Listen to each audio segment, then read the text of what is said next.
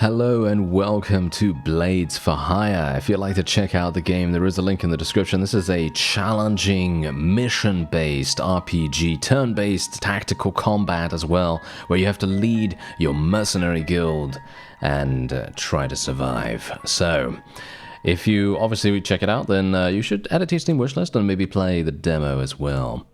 And those of you who pass all my trials shall be granted the great honor of serving me and the entire house of Urs. What is your name? Ben. Just Ben, my lord. Very good, Ben. Why are you here? To pass the trials and enter your service, my lord. Wonderful, Ben. Answer me one more question. Who let you in here?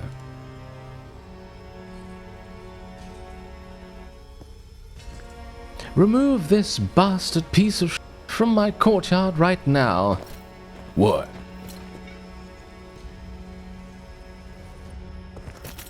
Why? What did I do wrong? No! What's the matter, Ben? Lost something at the bottom of the mug? No, Sophia. I'm waiting for one deep enough to drown in. And how long will this go on? Until the money from the sold sword and armor runs out. After that, I'll have to borrow from you.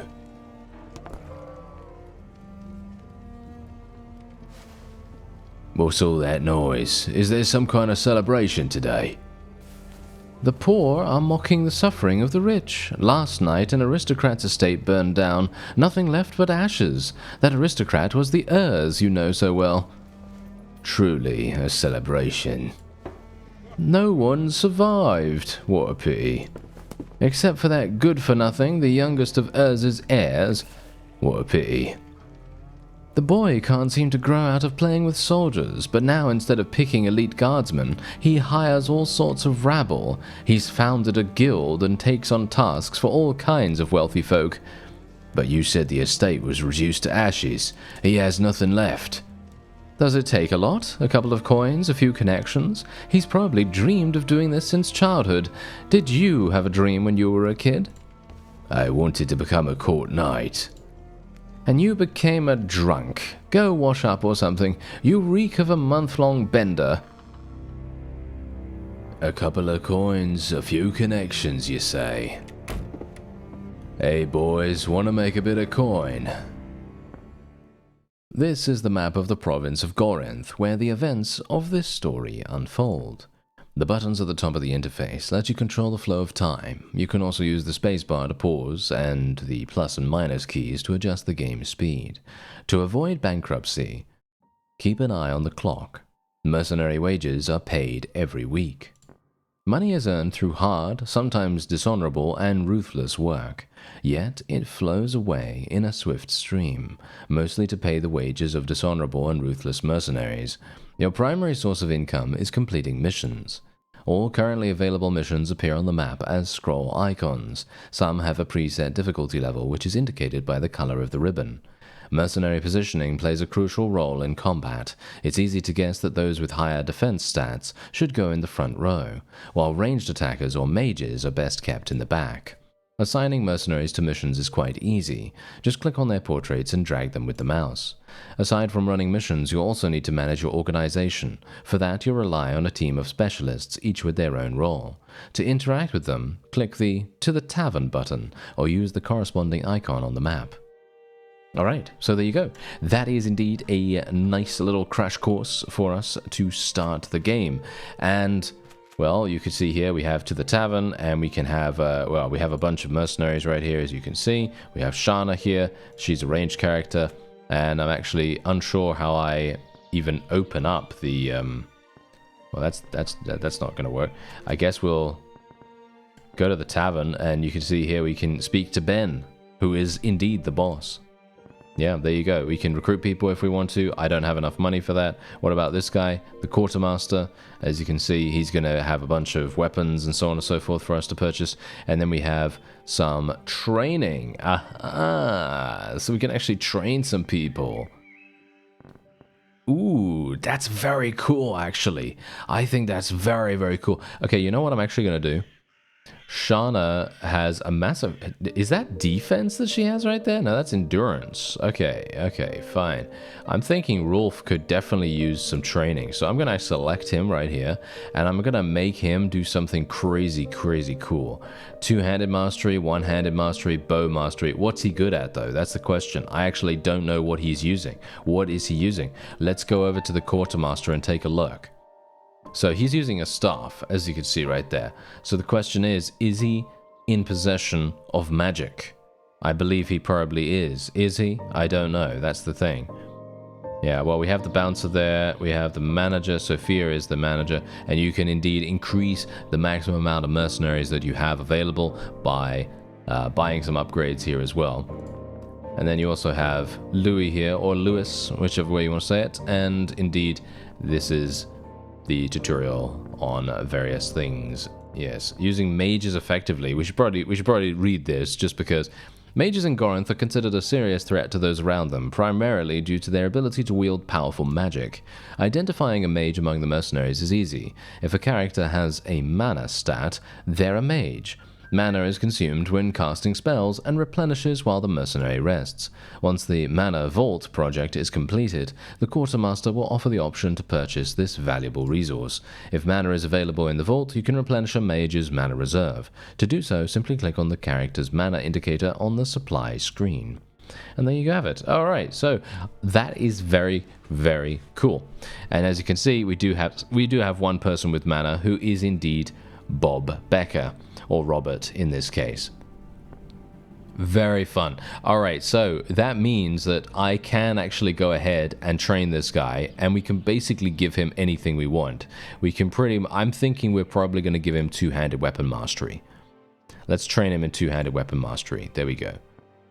And I don't know how long that's going to take. Did it say how long that's going to take? 2 days, or 2 turns, shall we say. 2 turns. Yeah, so let's do harsh interrogation, shall we? Okay, so let's have a look here. The miraculously surviving aristocrat appears to be completely lacking in imagination. His organization is simply called The Guild and is based in Swanford, the town closest to the sacked Urs estate. It would be wise to find out how these people conduct their business, and Lewis already has a potential source in mind. Ollie the Short, rumored to have been expelled from the guild for incompetence, is known to frequent the Dancing Bear Tavern, where he drinks heavily on a regular basis. A team needs to be sent to negotiate with him. Alright, so we're probably, let me see here.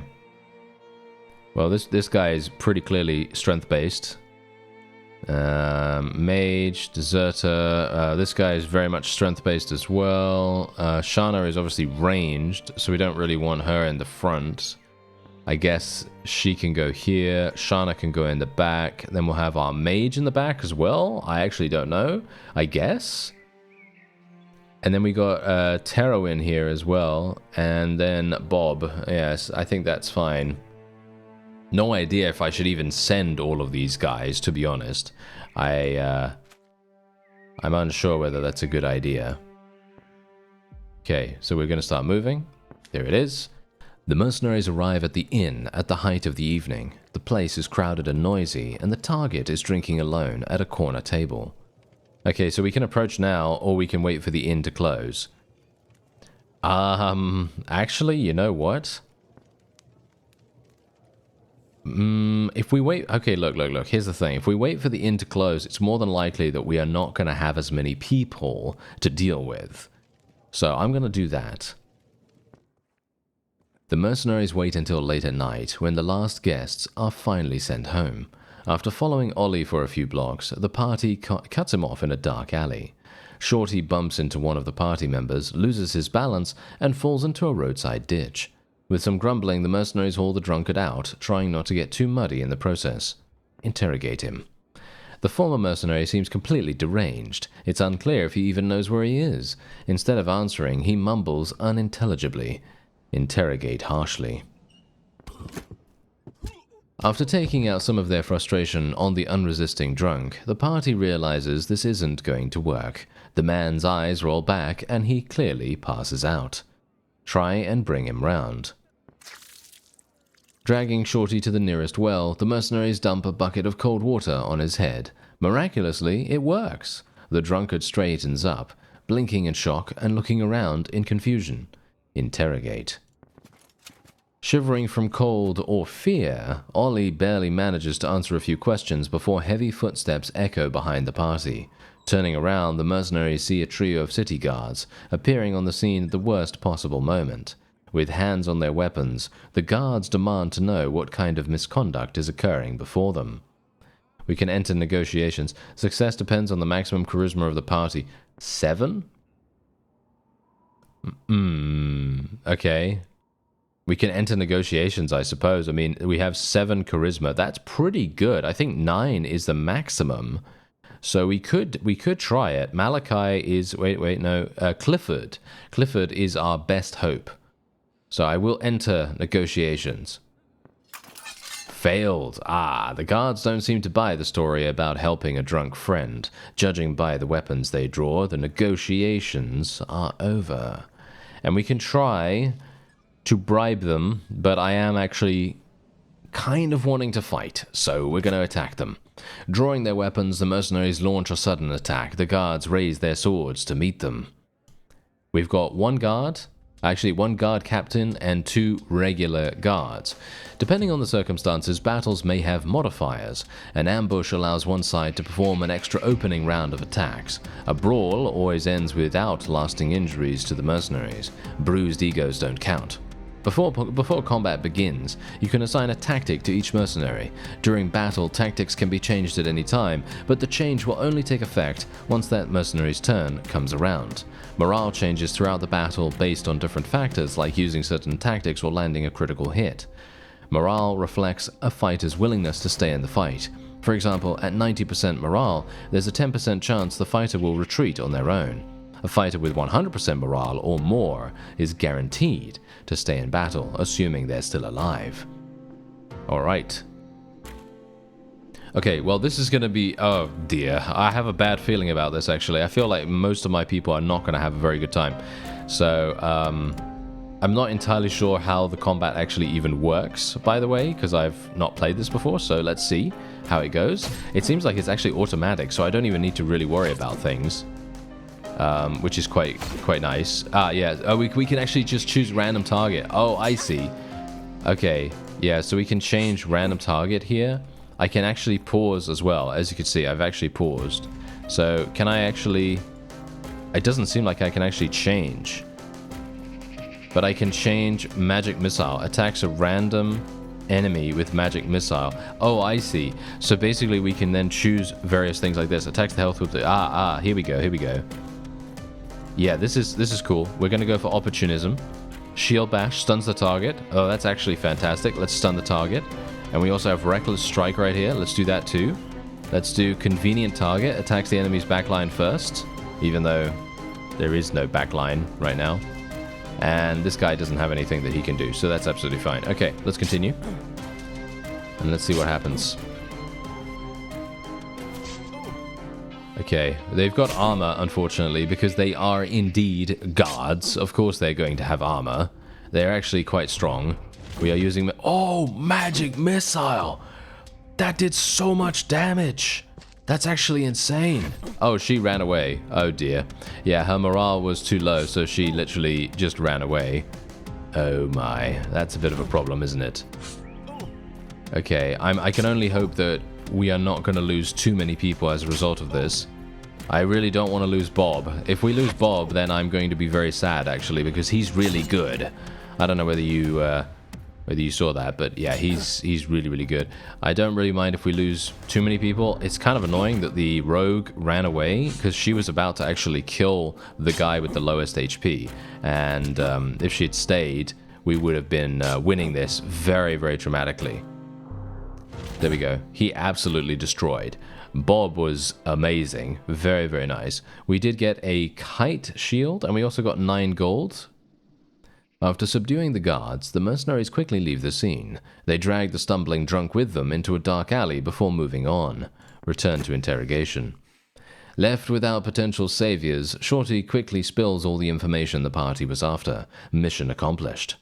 As they part ways, the mercenaries ask why people call the informant Shorty, since he's actually average height. He mutters something about it not being about height, and walks off, looking rather sad. Ooh, yes, let's not talk to him about that, I guess. Alright, so, the recruitment window displays all characters currently available for hire. The pool of potential recruits is refreshed weekly. A mercenary's price depends on their level, equipment, and traits. To dismiss an unwanted employee, click the dismissal button in the hero window, or simply send them into a battle they're unlikely to survive. Choose whichever is more convenient. Alright, I'm very, very intrigued about what is going to happen now, so let's actually make our way into the tavern once again. And how is our guy doing? Is he... No, he's still training. Okay, he's still training, so that's absolutely fine. Now, let's take a quick look here, because we got the quartermaster. Obviously, we barely got any gold for that whatsoever, but I think we probably want to recruit some more people, don't we? Do we want to recruit some more people? I mean, look at this guy. He's got some insane stats. No, I was actually incorrect, by the way, when I said that 9 is the maximum stat. It is not. It does appear as though you can get much more than 9, so that's very interesting. Loyalty, very, very low here. Yeah, not a particularly big fan of spending too much money on that. And, yeah, we've got our guys on a mission right now, so... We're just going to let the hours pass for a little bit of time here as well. And then well, that's the tutorial. We can actually do something here. Increase contracts duration to 5 to 7 days. Unlock expert training. Oh, the traveling speed of parties is increased by 50%. That sounds pretty cool, actually. Unlocks ability to buy and store mana. Allow to charge up mages. Okay, yeah, that actually sounds really, really good. We're going to get that. Okay, let's go to the world map. Let's have a look. Are there any other quests that we can do yet? No, it doesn't seem like it. Okay, I can zoom out a little bit further as well, make it a little bit easier for us to see the overall picture. And we are currently in hour 20 of the first day. Ah, hello. Okay, here we go. We have the warehouse heist. The question is, how do I get them to rest? This guy's resting right now, I assume, right? Yeah. As you can see, his health is actually regenerating, or it should be. Is it? I was kind of hoping it would. Or... Huh. I'm actually not entirely sure. I don't know how that specifically works, but Bob is getting his mana back, as you can see right there. So Clifford should technically get his HP, but it does seem as though he is taking quite a bit of time to get it back. Maybe we just need to wait a whole bunch.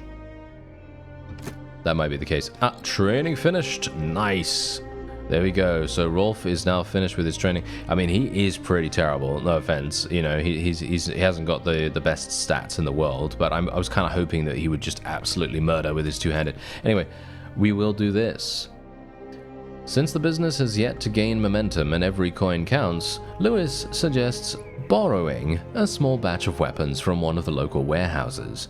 Judging by what we know about the quality of the guards, the equipment won't be anything special, but it will do for now. Alright, so we are going to once again be well, I guess we will take Clifford, even though his loyalty is only 44%. She ran away as well. Edeline actually ran away really, really early, which is kind of bad. So, not terribly happy with that, but, well, yeah, I'm not sure how we're going to really make this work. Yeah, I think Edeline has to be on the front, as far as I'm aware, as far as I remember. So yeah, we'll put Bob here. Bob is just fantastic in my opinion. Shana is also really, really good.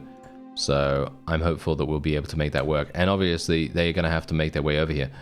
A few words about stats. There's no need to explain the concept of health, but it's worth mentioning that if a mercenary's health drops to 0, they die permanently, never to be resurrected, ever. With rare exceptions, health only regenerates while idling at the tavern. Ah, okay, yeah, well, we kind of figured that out slightly, even though it was quite slow. Anyway, loyalty reflects a mercenary's dedication to the organization. Are they willing to die in battle, or will they choose to retreat? Will they keep working with you, or start looking for a new employer? Take care of your people so these questions never have to come up. Strength increases the damage dealt with melee weapons and sometimes with ranged weapons too. Agility affects defense, critical hit chance, and the initiative order during combat. Intelligence boosts spell damage for mages. If a mercenary isn't a mage, high intelligence won't be very useful. Sometimes it can even be detrimental. Charisma helps avoid unnecessary conflicts, but it won't help much once the fighting starts. Mental stats influence how a mercenary's loyalty changes during quest decisions. For example, when making illegal choices, mercenaries with high lawfulness above 5 will lose loyalty, and mercenaries with low lawlessness will gain some loyalty. Bravery also affects morale during combat. Attack determines the damage dealt with each strike. Defense provides extra points in combat which are depleted before health is affected. Resistance reduces the amount of incoming damage by a percentage, as you can see these stats right here. Mercenaries are paid weekly. Late payments deal a serious blow to loyalty. Alright, well, yeah, that's absolutely fine. Now, one thing we are going to do is I now realize that our mercenaries actually have to travel to the various places that they're going. So getting that upgrade that makes them move 50% faster, I think that is literally required. I think that is literally something that we need to take. So extremely useful. Anyway, the party arrives at a warehouse in a slum on the outskirts of Venzor. The city is asleep, and the moonlight barely breaks through the cloudy sky, casting a dim glow on the deserted streets. Examine the building. The main door is locked, and the windows on the first floor are boarded up. One of the second floor windows is ajar, but no light shines from within. Okay, so we're going to climb through the window, or break down... Okay, wait. Can I ask something?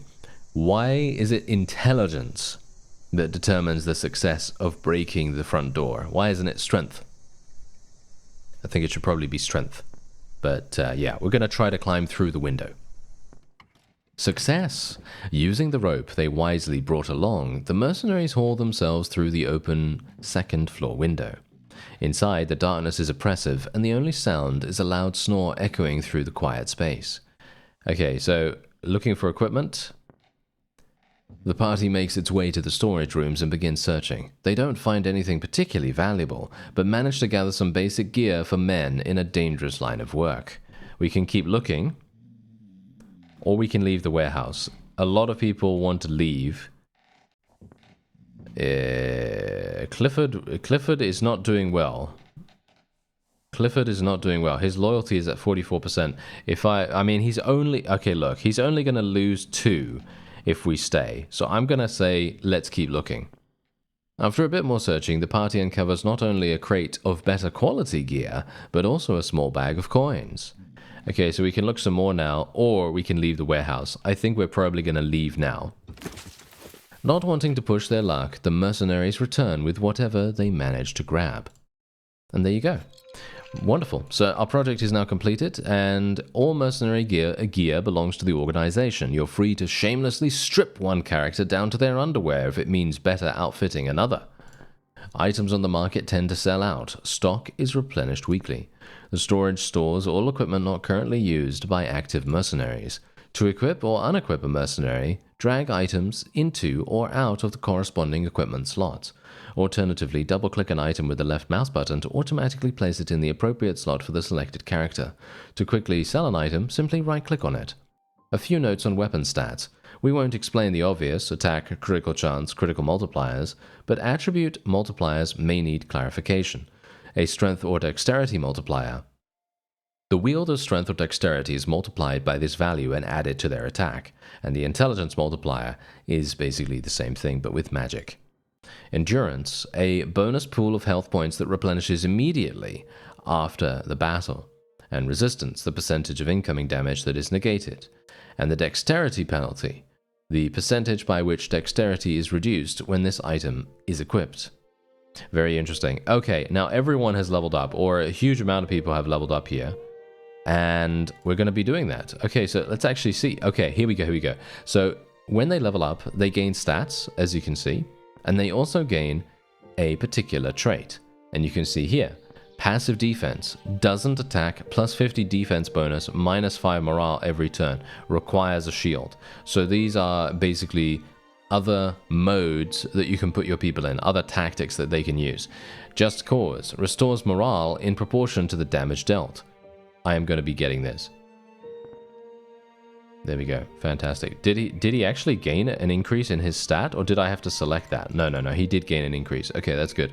Otherwise, we also have Shana here who is leveled up. She has double shot, attacks twice, requires a bow, recharge time is 3 turns, or inconvenient target. Minus 5 attack, attacks the enemy's front line first, requires a bow. We're going to be going for double shot. Then we have Bob here, reduces ranged attack for all enemies by 40% for 3 rounds. Very powerful for ranged enemies, of course. And Implosion deals damage to the target with the most health equal to 50%. That's actually insane. We will be taking that. And then we have Edeline here, reduces attack by 50%, ignores defense, inflicts bleeding for 4 rounds. Yeah, we're going to go with that one. And our last level up is indeed going to be Clifford. And you can see here we have a choice between cautious or aggressive combat. I think we're going to be going for cautious combat because he seems to be someone that takes a lot of damage. There we go. All right.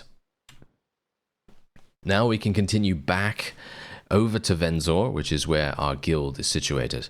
It's time to sort through the loot from the poorly guarded warehouse. The mercenaries brought back an assortment of weapons, a few old shields, and a small bag of gold. Pleased they weren't clever enough to pocket the coins, Ben takes the money to the organization's treasury. Alright, there you go. Fantastic. So now we can basically let the time run if we want to let Clifford regenerate a little bit more, or we can actually go into the tavern and do a little bit of something here. And I'm mostly talking about... wait a minute. What do we have going on here? Moments later, Lewis bursts into the tavern, beaming with joy, and rushes straight to Ben. According to the information trader, he managed to catch wind of a golden opportunity, one that promises a hefty profit. The Merchant Guild is looking for armed specialists to escort a large caravan from the capital. Normally, this would be handled by contracted members of the city guard, but the contract was recently cancelled by a decree of Lord Viceroy Cunningham. Whether the ruler needed his men elsewhere, or the merchants fell into disfavor, is unknown. The important part is that a high-paying niche has just opened up. All that remains is to obtain a license to conduct such activities. Fortunately, Lewis has a contact in the city chancery, who agreed to review Ben's application out of turn.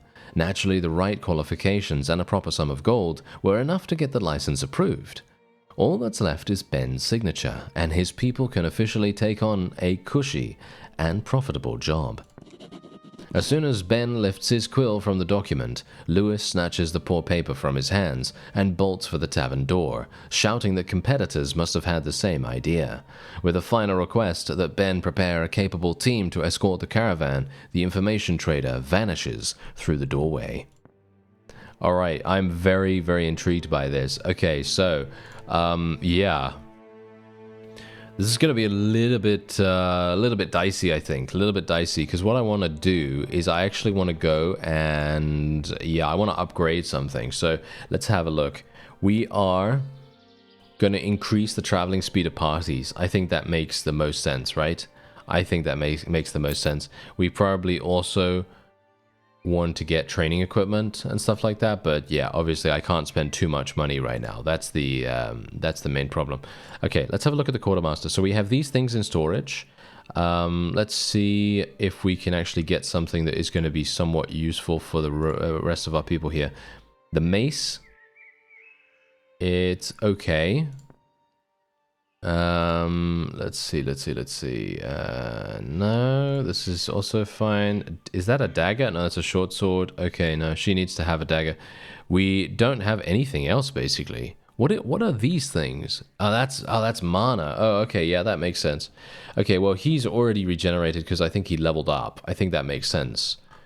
for that reason. And we also have a bunch of shields here as well, so we should probably equip one. Whoa, this kite shield is absolutely insane. Gonna be putting that on him, thank you very much. And this is a two-handed axe. This is a one-handed club, so we will put that on her just in case. I actually wonder whether Edeline can use a shield. She can. Oh, that's very interesting. Okay, well that's actually kind of useful, isn't it?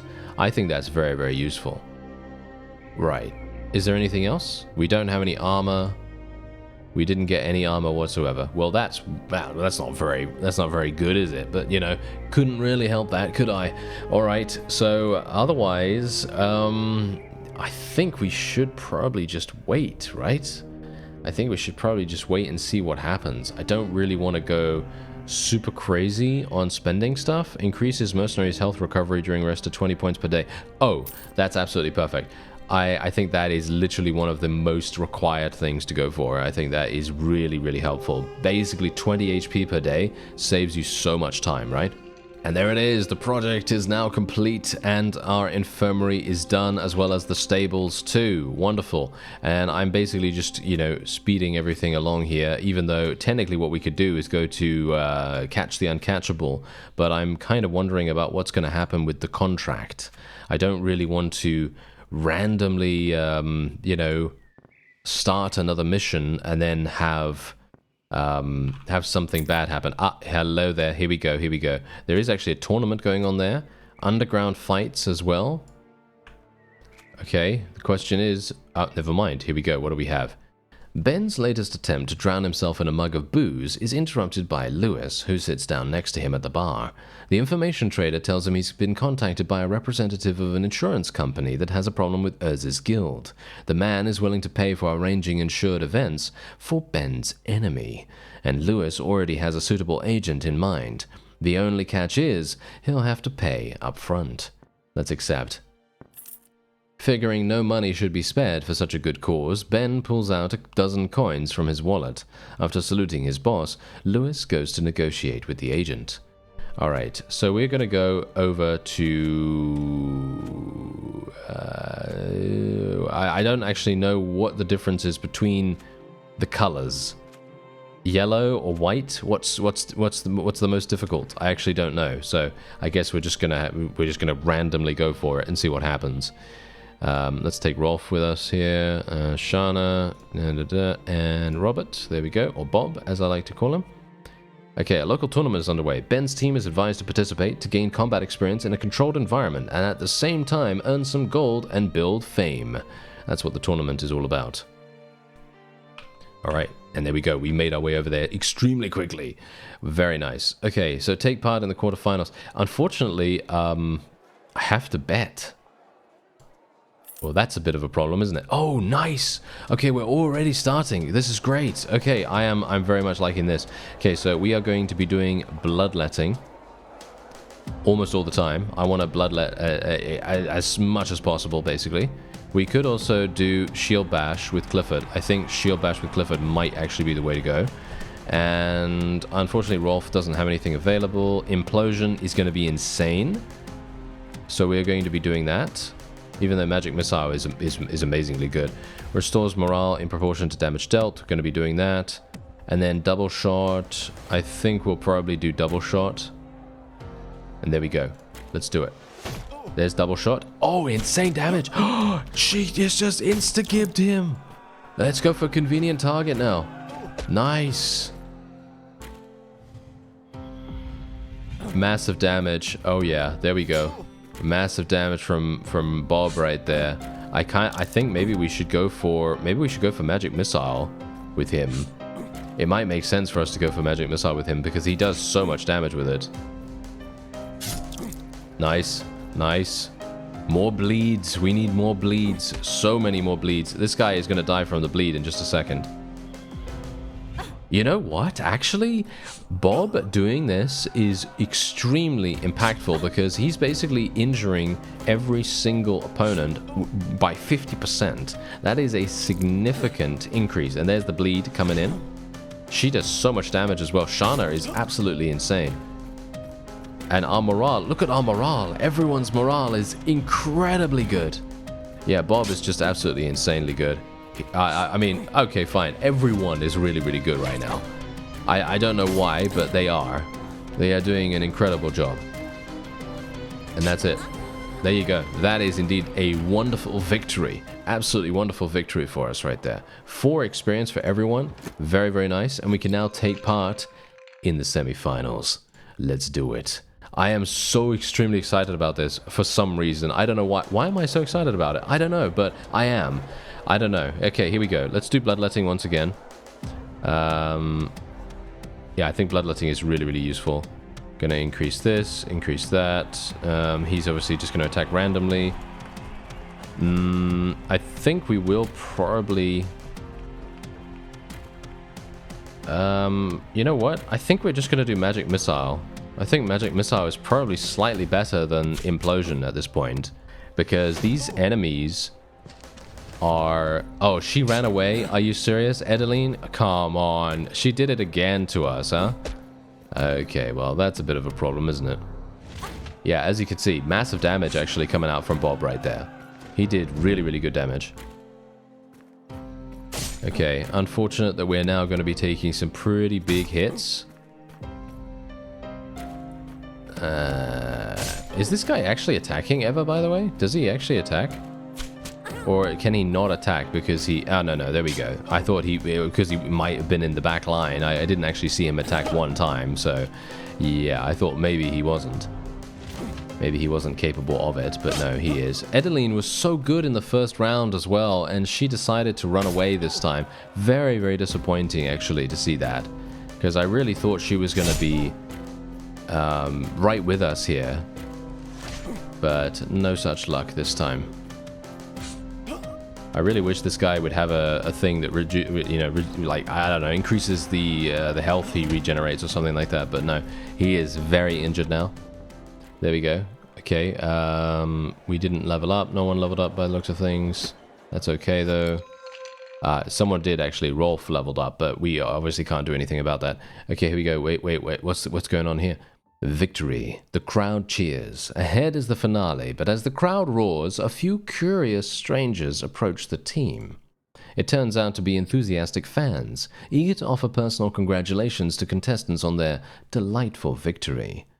Alright, well that's nice. Okay, so we have 3 squires that... Oh no, are you serious? Okay, well Edeline is here.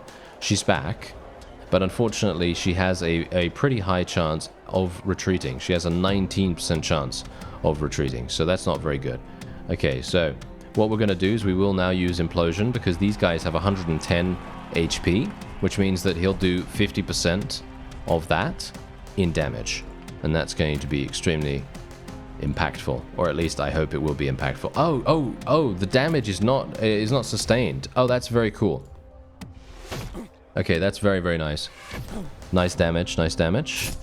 Yes, she actually did something this time. That's great. I like that. And now we can have Bob doing something as well. Very nice. Look at that damage. Oh yeah, he did some really, really good damage. We're going to switch him to Magic Missile now because everyone has taken damage here. So there's no point in him attacking their current HP.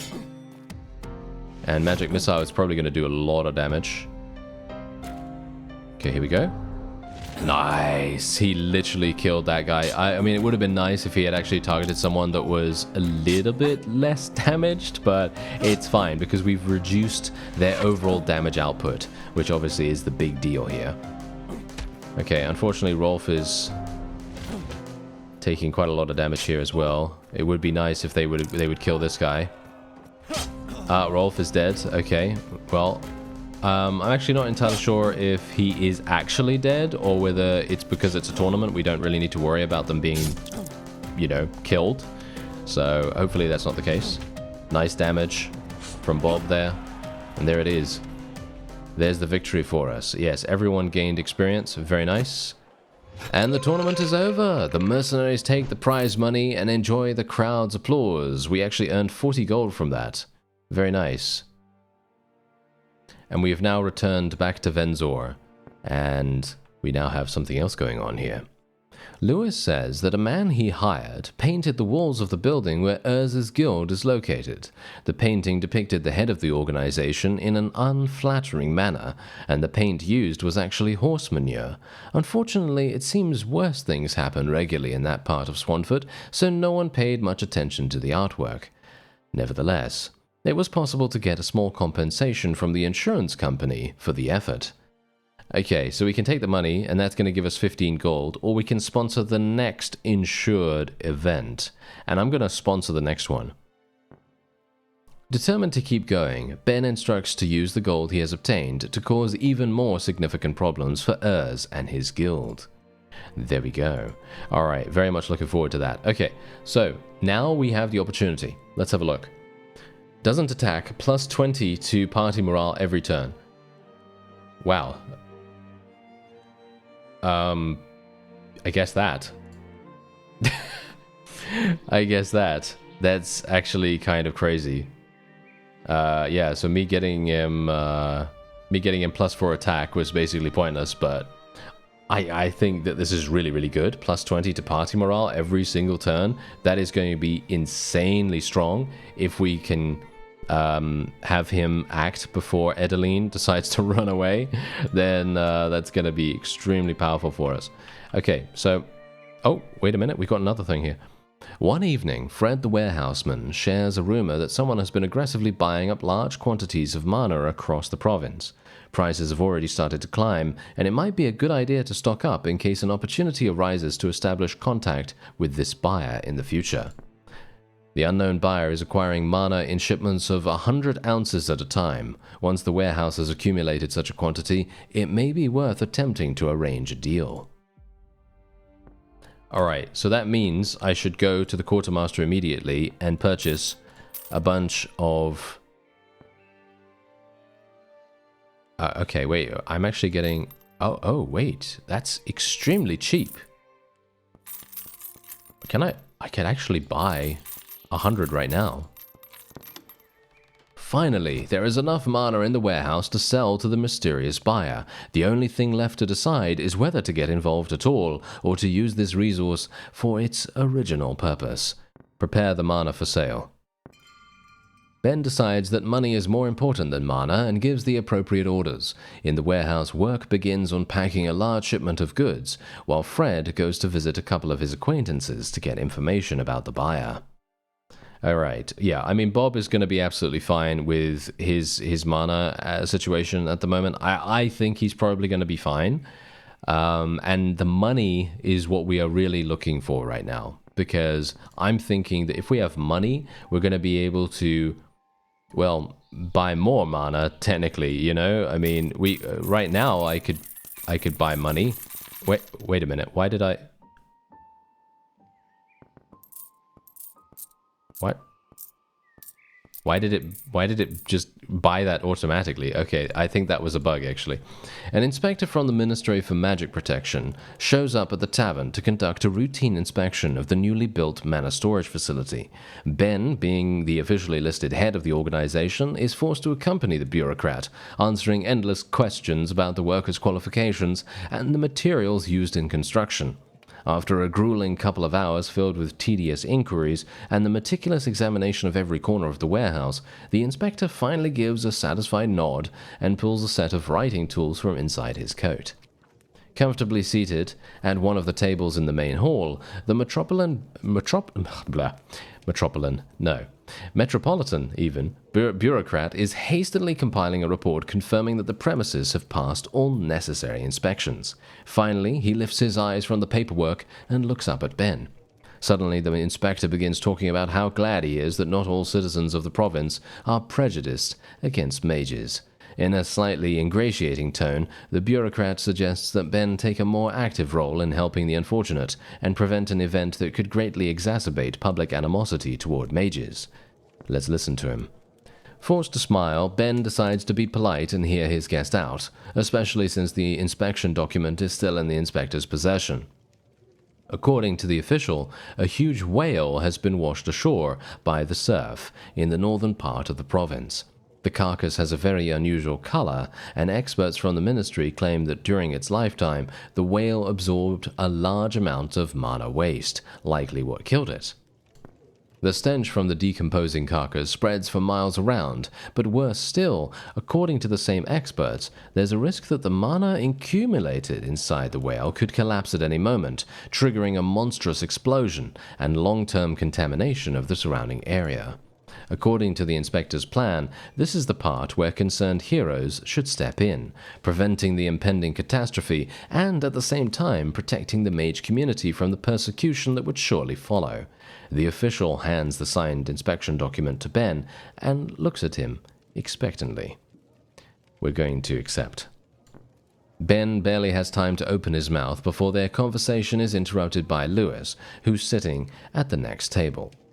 The information trader declares that the warehouse was built to store and resell mana as a valuable resource, and that nobody particularly cares about the fate of mages.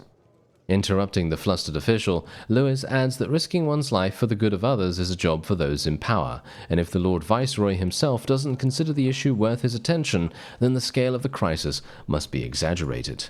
Clearly upset by the outcome of the conversation, the inspector offers a dry farewell and leaves the tavern, to the laughter of the guests, who clearly do not consider themselves the concerned heroes he was hoping for. I'm actually quite surprised that we weren't able to go through with that. I was actually thinking that we might be able to harvest mana from that area. So it might be, I don't know, it might have been kind of cool. We might have been able to harvest mana from the whale. That's what I thought. Anyway. Fred reports that he's managed to uncover the identity of the buyer purchasing mana in such large quantities. To everyone's surprise, the mysterious customer turns out to be the general commander of Wolf's Moor, a border fortress in the southeastern part of the province. The purpose of the purchase remains unknown, but that doesn't change the task at hand. Check the warehouse. The mana is already packed and ready for shipment. All that remains is to select suitable personnel for the escort and deliver the cargo to the buyer. Alright, so let's go and okay, so we can now speak to this guy. Basically nothing really super necessary. Okay, wait, what do we got? Okay, Lewis once again reports on the activities of his man in Swanford. This time, the hired saboteur set fire to the guild's front door, causing quite a commotion. We can take the money, or we can sponsor the next insured event. Sponsor the next one. Determined to keep the pressure on, Ben instructs that the gold he's obtained be used to create even more serious problems. Okay, that sounds pretty fun to me. Okay, so I'm going to pause here for a real quick second, because I have a feeling that we're going to be using Eli next. So let me actually just see here. I'm going to equip him with that. And we can sell all of this stuff if we want to, which I think I will probably do. Is there anything else that we want here? I could sell the Rolf's staff, because he's actually not going to use a staff any further. He's not going to actually attack, so I will give him a shield instead, which will provide him with a little bit of extra defense. And I don't think there's actually anything else here for us. I don't think anything else is actually going to be used. No, I don't think so. Sell these two things, I guess. I'm just going to try to make sure I have a little bit of extra cash, just in case. Okay, so that's absolutely fine. Bob is going to be getting his mana back, hopefully. Ah, here we go. Lewis gives another report on the Swanford operation against Urz's organization. The hired agent even managed to collect a huge number of bedbugs, which he successfully released on the guild's territory. According to him, members of the organization will be easily recognizable by the spots on their skin and their constant scratching for a long time to come. After waiting for the laughter in the room to die down, the information trader lowers his voice and continues the story more seriously. While his man was inside the guild's territory, he saw a mana vault in a competitor's warehouse. With the proper finesse, it could be sabotaged, causing significant damage, or even a fire. Let's sponsor the next one. Realizing the magnitude of the disaster that could befall his enemy, Ben agrees. After the information trader leaves for another briefing, Ben sits for a long time with an empty mug in his hands, trying to convince himself that it would be enough to quench his thirst for revenge. Alright, so let's just rejuvenate a little bit, and indeed there is a mana smuggling event here. Mana is packed and ready to be shipped to the Wolf's Moor. A squad of armed men should be assigned to the shipment to avoid any unforeseen incidents along the way. Alright, so that's what we're going to do. So Clifford is going to be... actually, we should put Clifford in the middle, shouldn't we? So let's have Edeline there, then Clifford in the middle. And then Rolf. And then we'll put... wait, Rolf has... No, he has 80 HP. That's obviously fine, in my opinion. And... I'm actually unsure whether we will take Bob. I mean, Bob has 6 mana right now, which is not that good. So but he's going to level up very, very soon. I think we should probably just... We just need to take him, unfortunately. Gathered in the back of the tavern, the party watches as hired workers grumble while stacking heavy crates of mana onto a wagon. The crystals themselves weigh very little, unlike the containers required for safe transportation. Finally, after nearly an hour, the loaders finish their hard work. No sooner has the party left Venzor than they encounter a problem. An overly curious guard at the city gate demanding to inspect the cargo. This cannot be allowed, as the mercenaries have no license for mana trading. Fortunately, the guard's co-workers are nowhere to be seen, nor are any potential witnesses. Okay, so we can attack or we can bribe. I think we are going to bribe. After accepting a handful of coins, the satisfied guard returns to his post, and the slightly poorer mercenaries resume their task. Alright, I'm very excited about this. Let's see what actually transpires here. Where do I actually have to go?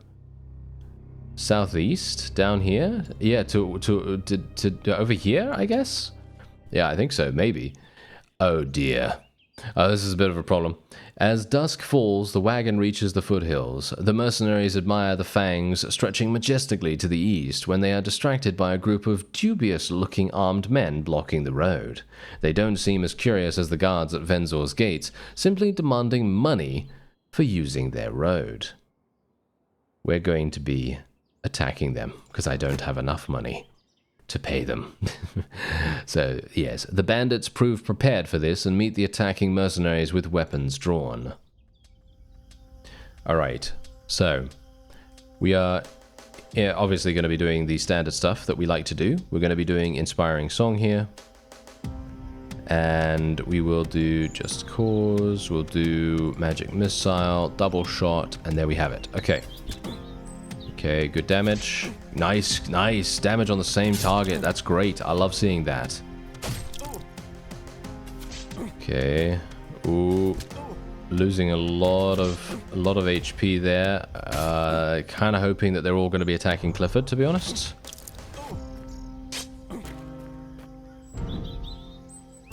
Okay, we're getting morale. Hopefully Edeline is not going to run away now as a result, because she has over 100 morale.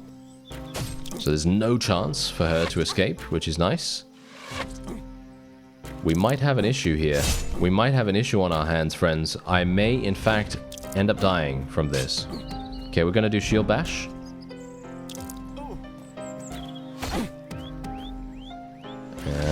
Yeah, I want to continue doing more bloodletting, please. We're going to do Convenient Target. Bob is okay. Yep, Bob is... Ah, yeah, it was a bleed. I didn't know he had a bleed effect. Well, Clifford's dead now, unfortunately. There's not much I could do about that, though. We can just hope that Edeline is going to stay with us for the moment. Bob is dead too! No! Bob, how dare you? How no, well, yeah, I mean, it happens, right? It happens. Whoa, that's some massive damage from the bleed right there. Edeline's bleed actually does a significant amount of damage. Equal to 10% of your maximum HP. Wow, that was a massive amount of damage from that guy right there. So technically what I should have done was bribe them, but I didn't have enough money. That's the funny thing. I just did not have enough money to be able to do that, unfortunately. He's going to die in just a second. There we go. Alright, so we did end up losing loads of people that time, unfortunately. After dealing with the obstruction and picking over the corpses, the party continues onward. I have a bad feeling about this. Okay, we can level up. Okay, let's have a look. Critical chance increase. There we go. Charisma -2. Taking damage in combat does not affect morale. No, we're going to be going for agility +2 here. She's actually gained a, yeah, she's gained a nickname. Yeah. It seems like our people actually gain nicknames when they reach level 3, so that's actually very cool. As you can see, she's now Edeline Deadbeat Cantrell, and we have Terowin Jolly Bristow, which I think is very cool. And here we go. The Mana explosion. Lewis, who had just returned from another negotiation with the insurance company, began his story with a nervous smile. According to news from Swanford, there had indeed been an explosion at Urz's guild. It seemed that people were injured, but the fire was quickly contained. The only problem was that Lewis heard about it from eyewitnesses. His agent never contacted him again. Apparently, the man had enough skill for sabotage, but not enough to make an escape. What especially displeased the information trader was that, on his way back, after receiving his fee from the insurers, he narrowly avoided running into an armed group of people who clearly weren't there to collect an insurance payout. Take the money. We got 50 gold. After taking the hefty sack of money, Ben drinks a mug for the soul of the man who helped him hurt Urz so well. After finishing his drink, the fat man downs a few more, just in case. This time for the souls of the insurance company employees. It looks like this avenue of income has come to an end. Okay, so I would have loved to have gotten that before actually getting... before actually going on the road, because I could have actually saved 3 people's lives in the meantime there. But anyway, we have now reached our destination. The road ahead, or should we say the road along the mountain ridge, proves difficult, and the party reaches the fortress well after dark. A brief altercation with another curious gatekeeper helps pass the time until the sleepy commandant appears. The mercenaries finally get rid of their dubious cargo, receiving in return a hefty sack of coins. Very nice. And Rolf has obviously leveled up, so the character leaves the fight, the rest of the party gets plus 30 morale. No, we're going to be going for Valor here. I don't know what courage actually provides him, but I think that sounds pretty cool. He's now level 3, so that's wonderful. And we can now make our way back. Or they are going back. Where are we actually? I don't even see where they are right now, but I'm assuming that they are going to be returning sometime, or they are actually already back. I don't know. But yeah, now what we can do is we can literally recruit additional people. We can actually recruit people that we like here. So let's have a look. Doesn't retreat from the fight. Well, that's actually pretty cool. Yeah, we can get both of these guys pretty easily. So let's do that. And then we've got 6 people, so that's pretty decent. And they're already level 2, so that's nice. I like that a great deal. And yeah, I mean, technically they have gear that I could possibly steal from them if I wanted to. That's the funny thing. You can technically do that if you want. But yeah, I think what we're going to do is we're actually going to end this episode off here. This reminds me extremely heavily of XCOM, just because you have these agents that level up and they very much have their own stories, sort of, you know, personality types and things like that, and you can very much customize them to your liking, which I very much appreciate. Anyway, if you would like to check out Blades for Hire, there is a demo available right now, as far as I'm aware, as well as adding it to your Steam wishlist through the link in the description. If you liked what you've seen here, I thank you very much for watching, and I'll see you next time.